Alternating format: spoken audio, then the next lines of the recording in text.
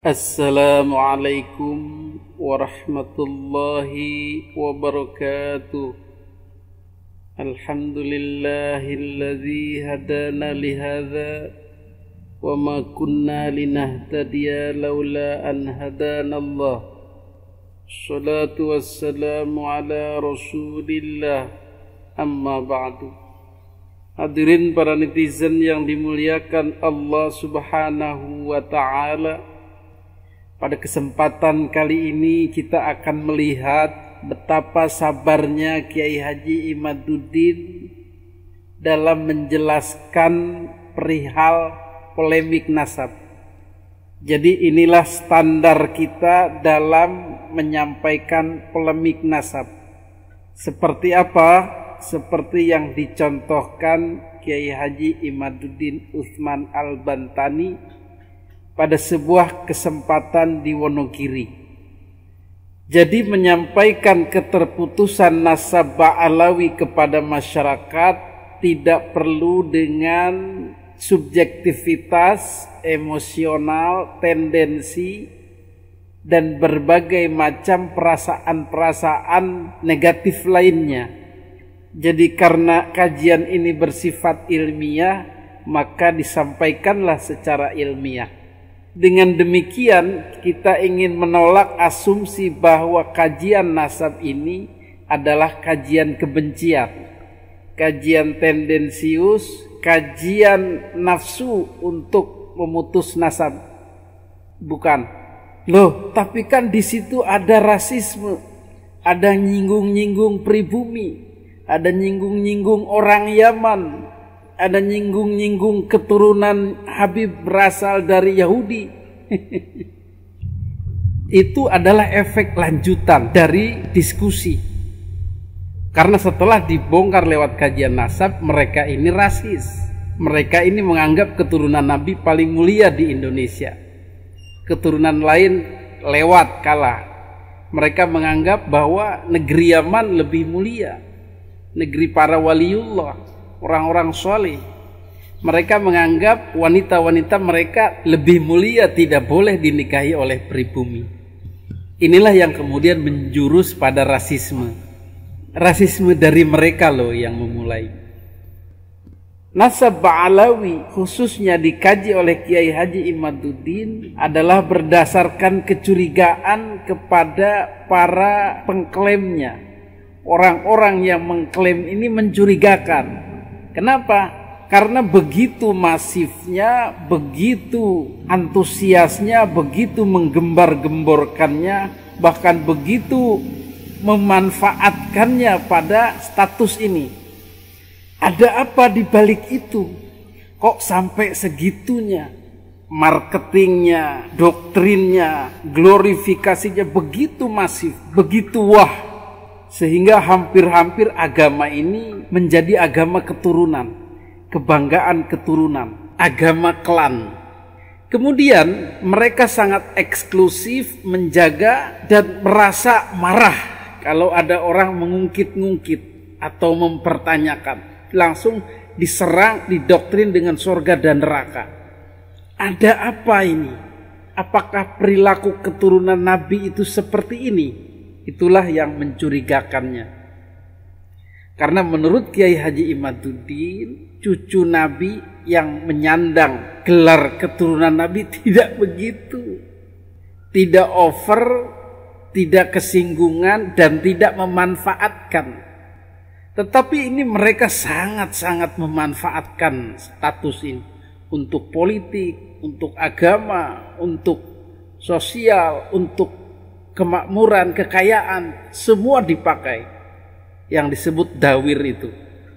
Bagaimana kita lihat Habib-Habib yang berpolitik hampir-hampir saja menguasai Indonesia dengan memanfaatkan status cucu nabinya ini. Lawang gak ada yang berani. Siapa yang berani kepada cucu Nabi? Itu di dunia politik yang keras. Apalagi dunia bisnis. Menang mereka. Di dunia agama, keagamaan. Apalagi warga-warga pribumi langsung tertunduk, langsung pasrah, langsung menyerah, langsung taat. Maka perilaku aneh mereka ini secara psikologis sebenarnya terbaca bahwa mereka bukanlah pemilik asli, bukanlah keturunan asli, bukanlah pihak yang mempunyai otoritas atau sah. Jadi ini mirip-mirip psikologi TNI gadungan atau polisi gadungan. Ketika mereka memproklamirkan statusnya itu sebagai polisi, maka dengan status yang ada dan digembar-gemborkan kepada masyarakat, setiap kenalan saya anggota, setiap kenalan lagi kepada masyarakat saya anggota polisi, setiap kenalan saya anggota polisi, biar semua orang tahu dan merasa hormat. Dan tahap selanjutnya adalah menggunakan status ini untuk kepentingan dirinya. Jadi dia tergesa-gesa, terburu-buru, sibuk memanfaatkan untuk kepentingan bisnis biasanya. Kalau polisi gadungan atau tentara gadungan, semua dikatakan saya anggota. Ketika berbisnis, tolong minta sekian persen, saya anggota. Ketika bermasyarakat, selalu dikatakan saya anggota, saya anggota, saya anggota. Tetapi polisi asli, tentara asli tidak begitu. Biasa aja, malah lebih tawadhu, lebih tenang dan tidak tersinggungan. Kalau ada orang meneliti, nanya-nanya ya dijawab seperlunya. Iya, saya tugas di sana Pak. Kalau belum kepepet tidak keluarkan itu kartu tanda anggotanya. Mereka tenang, tawadhu, dan tidak neko-neko, tidak banyak tingkah, apa adanya.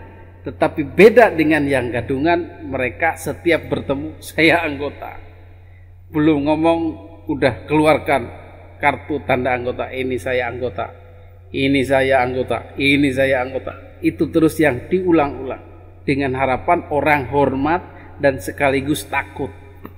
Hadirin yang dimuliakan Allah Subhanahu wa taala, itulah psikologi asli atau palsu yang kemudian bisa ditebak dengan baik oleh Kiai Haji Imaduddin Utsman Al-Bantani. Dengan asumsi hipotesa seperti itu beliau lakukan penelitian dan hasilnya benar. Psikologi tidak pernah bohong, mereka memang bukan. Karena keturunan Nabi yang asli adalah seperti TNI dan polisi yang asli. Enggak macam-macam, enggak neko-neko, enggak dawir-dawir ke sana kemari. Kemudian bagaimana sikap kita terhadap para habaib yang memang bukan keturunan Nabi, tapi mereka memang menerima apa adanya, take it for granted. Sudah dari sananya ikuti leluhurnya, berarti mereka kan termasuk yang husnuzon dengan silsilah yang ada. Ya enggak masalah. Orang baik tetap baik, Habib baik tetap Habib baik, Habib soleh tetap Habib soleh, Habib bijak tetap Habib bijak, walaupun bukan lagi keturunan Nabi. Jadi kita tetap hormat kepada beliau sebagai orang alim, sebagai orang baik, sebagai orang bijak, bukan sebagai keturunan Nabi.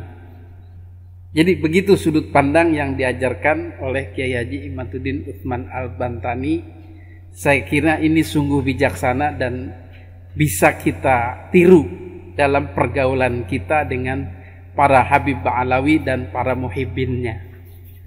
Untuk lebih lengkapnya, mari kita simak ceramah beliau. Bila sumanaudzumin dzalik tidak dilakukan oleh keturunan Nabi yang asli. Tidak ada keturunan Nabi yang asli yang berpikiran seperti itu, menganggap bahwa dia merasa berhak untuk dimuliakan hanya karena dia keturunan Nabi Muhammad. Keturunan Nabi Muhammad yang asli tidak akan seperti itu. Apalagi ada orang yang tidak percaya dengan nasabnya. Kamu keturunan Nabi Muhammad? Iya. Nggak percaya orang seperti keturunan Nabi. Orang yang keturunan Nabi asli nggak bakal marah. Yang asli pasti nggak bakal marah. Yang ngapain? Saya anak siapa kamu? Samlawi bapak saya. Nggak percaya kamu anak Samlawi, ya biarin. Ya enggak? Ya kamu percaya nggak percaya, saya tetap anak Samlawi, turunan Nabi asli. Orang mau percaya mau kagak dia turunan Nabi, ya saya tetap turunan Nabi. Betul tidak? Lalu apa hubungannya dengan orang? Kenapa harus dipertahankan betul-betul orang meyakini bahwa saya turunan Nabi? Untuk apa? Hanya satu jawabannya, untuk kehormatan dan materi yang ingin dia dapatkan dari pengakuan itu. Dan masanya sudah selesai yang demikian itu untuk Wonogiri, yang lain belum. Biarkan yang lain dalam perasaannya yang terjajah, sehingga dia dilahirkan oleh ibunya sebagai manusia merdeka, hari ini masih terjajah oleh kedustaan yang diciptakan. Tapi kalau orang Wonogiri juga di pojok-pojok, saya belum yakin juga sama Kiai Imad itu. Enggak apa-apa. Dan kita jangan marah dan jangan sampai menyalahkan orang yang belum percaya kepada penemuan ini, kesimpulan ini. Jangan kita menganggap dia ini adalah orang lain. Tetap, karena nilai kesadaran frekuensinya berbeda sesuai dengan keadaan jiwanya. Tidak bisa kita serta-merta menyalahkan orang yang dia sejak kecil diingu oleh seorang Habib, ngaji pada seorang Habib, Habibnya kebetulan baik, nggak pernah berbuat salah. Kemudian hari ini kita mengatakan Habib itu bukan turunan Nabi, kemudian dia marah pada kita, kitanya balas marah. Jangan. Karena apa yang dia ketahui, orang Habibnya itu baik. Kan Habib itu walaupun nasabnya palsu, nggak mesti orangnya semua jahat, enggak, pasti ada yang baik. Manusia itu semuanya punya kecenderungan kebaikan dan keburukan yang sama, anak siapapun dia. Dan potensi seseorang anak Adam untuk menjadi orang besar dalam kehidupannya, anak siapapun, keturunan siapapun sama.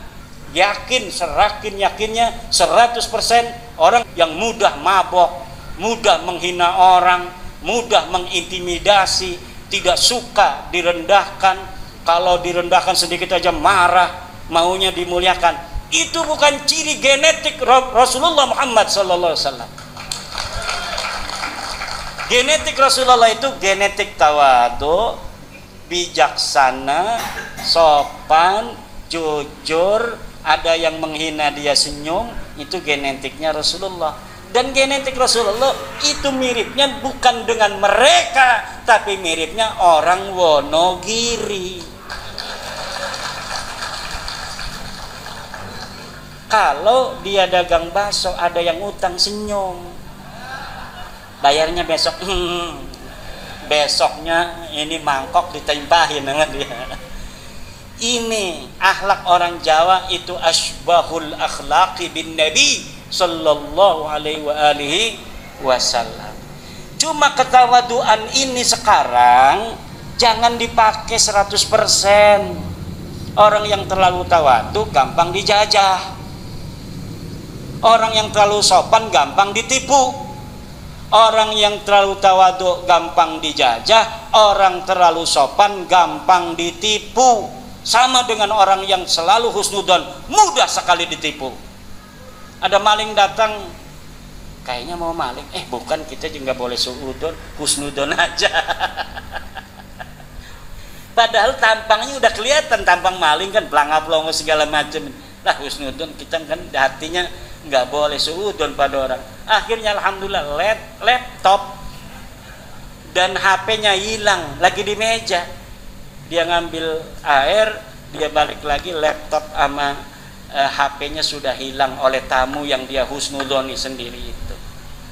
Kita harus tawadu, tapi bukan merendahkan diri di hadapan bangsa lain. Kita harus sopan, tapi bukan berarti kita bisa ditekan. Kita harus berakhlak, tapi bukan berarti kita mau direndahkan. Kalau mereka ngomong, anak perempuan mereka tidak boleh nikah dengan orang Wonogiri, yang haplogrupnya O. Haplogrup O itu haplogrup orang Jawa, orang Cina, orang Jepang, turunan dari Prabu Brawijaya, itu haplogrupnya O. Turunan Prabu Siliwangi, haplogrupnya O. Kalau mereka mengatakan bahwa anak perempuan mereka tidak boleh nikah dengan orang Wonogiri laki-lakinya, maka mulai hari ini orang Wonogiri harus kompak. Tidak ada perempuan Wonogiri yang boleh dinikahkan dengan para pemalsu nasab. Kalau tidak nanti anak cucunya ya jadi tukang dusta itu. Mau anak cucunya jadi tukang dusta begitu. Harus kita ini berdiri tegak di hadapan bangsa yang congkak. Ajaran-ajaran penyimpangan dari ajaran Musa itu sekarang dikembangkan oleh orang yang merasa keluarganya, nasab keluarganya lebih tinggi dari nasab keluarga orang lain. Kalau ada orang Wonogiri, orang Indonesia yang masih menghormati keluarga-keluarga yang mempunyai pandangan merendahkan kita yang menghormatinya semacam itu bodoh banget itu orang Wonogiri. Udah direndahkan. Dia kalau melihat orang Wonogiri, nggak level. Kitanya mah hormat, nyium tangannya, tapi dalam hatinya nggak level.